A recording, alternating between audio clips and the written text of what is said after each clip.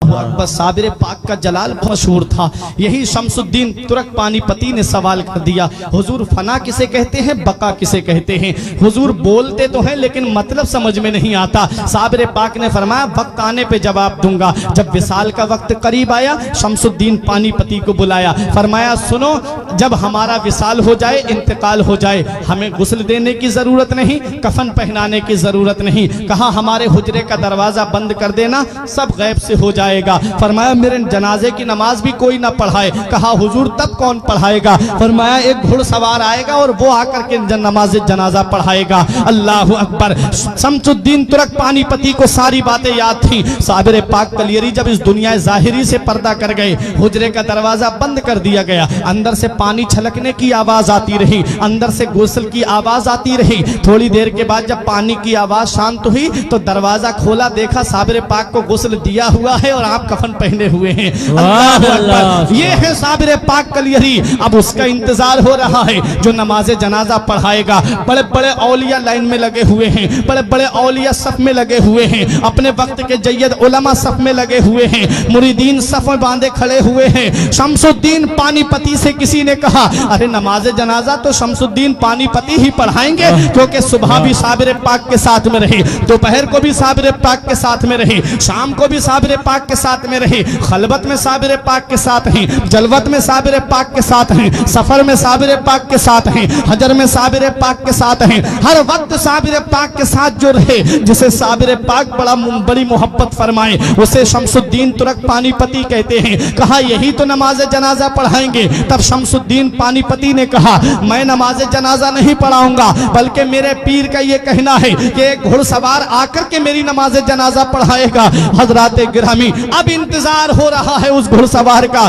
दूर धूल उड़ती हुई नजर आई। जब वो धूल करीब आई तो देखा कि घुड़सवार है, चेहरे पे नकाब पड़ी हुई है, मुसल्ले नमाज जनाजा पे खड़े हुए और नमाज जनाजा पढ़ा करके सवारी पे सवार होकर के जब चलने लगे, और जब घुड़सवार की सवारी थोड़ी बड़ी, तब शमसुद्दीन तुर्क पानीपती ने दामन पकड़ के कहा आपको पता है किसकी नमाज जनाजा पढ़ा के जा रहे हो?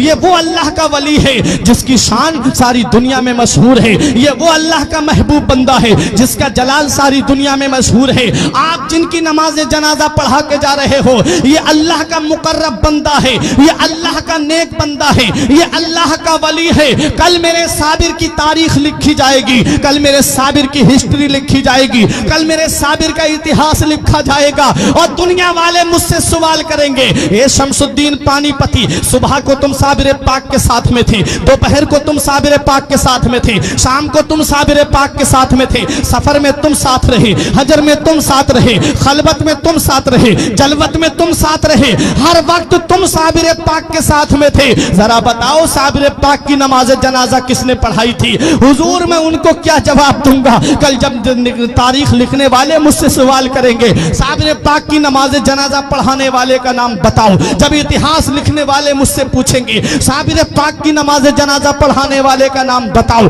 तब मैं उनको क्या जवाब दूंगा? जब अदीब अपनी अपनी तारीखों में लिखेंगे तब मैं उनको क्या जवाब दूंगा? हुजूर या तो अपना नाम बता दीजिए या चेहरे से नकाब उठा दीजिए ताकि मैं चेहरा देख करके पहचान लूं। तब हम शमसुद्दीन पानीपती के सामने घुड़सवार ने जब चेहरे से नकाब उठाया तो पैरों तले की जमीन निकल गई, आंखें खुली की खुली रह गई। कहा हुजूर मैं ये क्या देख रहा हूं? हुजूर चारपाई में कौन लेटा है और मेरी निगाहों के सामने कौन खड़ा है? तब मेरे साबिर कलियरी ने जवाब दिया ए शमसुद्दीन तुम भूल गए, तुमने मुझसे पूछा था कि फना किसे कहते हैं और बका किसे कहते हैं। अरे तुमने मुझसे पूछा था कि फना और बका किसे कहते हैं? ये जो चारपाई में तुम लेटा हुआ देख रहे हो इसे फना कहते हैं, और जो साबिर तुम्हारे सामने खड़ा है इसे बका कहते हैं। पता चला कि जो चारपाई में लेटा है वो रूहानी रूह का जलवा है,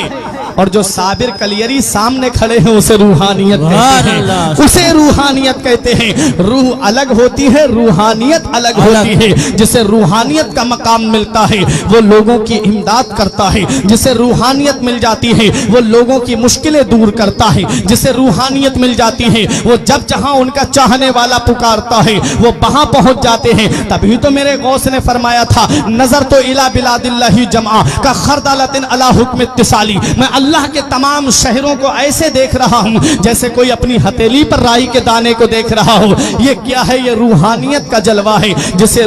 جسے روحانیت مل جاتی ہے اس کا مقام بلند و بالا ہو جاتا ہے، جسے روحانیت ملتی ہے اس کی شان بلند ہو جاتی ہے، جسے روحانیت ملتی ہے اس کی عظمت بلند ہو جاتی ہے، جسے روحانیت ملتی ہے اس کا مقام مقام ثریا سے بھی بلند ہو جاتا ہے۔ کہاں کہاں دیکھو گے روحانیت والوں کو؟ آؤ ذرا بتاؤ مجھے۔ غوث پاک رضی اللہ تعالی عنہ بغداد کی سرزمین پر رہے اور چند جگہ تبلیغ دین جانے کرنے کا ارادہ ہوا، وہاں تک پہنچ گئے۔ اور ذرا سنو، صابر پاک کلیری کو دیکھو، کلیر کی سرزمین پر آپ نے اپنا قیام کیا، نظام الدین اولیاء دہلوی نے دہلی میں قیام کیا، اعلیٰ حضرت نے بریلی شریف میں قیام کیا، پیلی بھیت کے شاہ جی میاں نے پیلی بھیت میں قیام کیا، سید سالار مسعود غازی نے بہرائچ میں قیام کیا، حضور شاہ مدار نے مکن پور میں قیام کیا، غریب نواز نے ہندوستان کی سرزمین اجمیر میں آ کر کے قیام کیا۔ پورے ہندوستان میں تو نہیں گھومے تھے یہ اللہ کے ولی، غوث اعظم چند مقامات کے علاوہ پوری دنیا میں تو نہیں گئے تھے۔ صابر پاک کلیری کلیر اور اس کے چند مقامات کے علاوہ پورے ہندوستان میں تو نہیں گھومے تھے۔ نظام الدین اولیاء دہلوی دہلی اور چند مقامات کے علاوہ پورے ہندوستان کا تو سفر نہیں کیا تھا، لیکن پھر وجہ کیا ہے کہ آج پوری دنیا کے کونے کونے میں ان کا نام ہے، دنیا کے ہر گوشے میں ان شخصیتوں کا نام ہے۔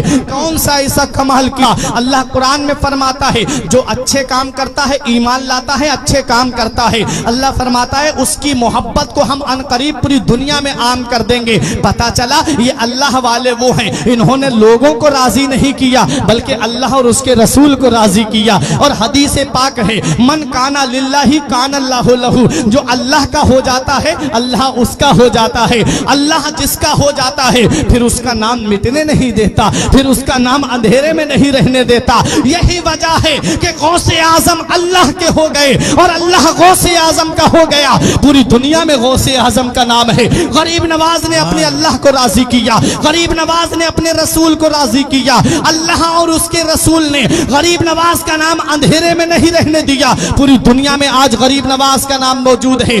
اور آگے سنو، صابر پاک کلیری نے کلیر میں رہ کر کے اللہ کی عبادت کر کے اپنے رب کو راضی کر لیا۔ اللہ نے صابر کلیری کا نام مٹنے نہیں دیا، ہر مسلمان کے دل میں صابر کلیری کا نام ڈال دیا۔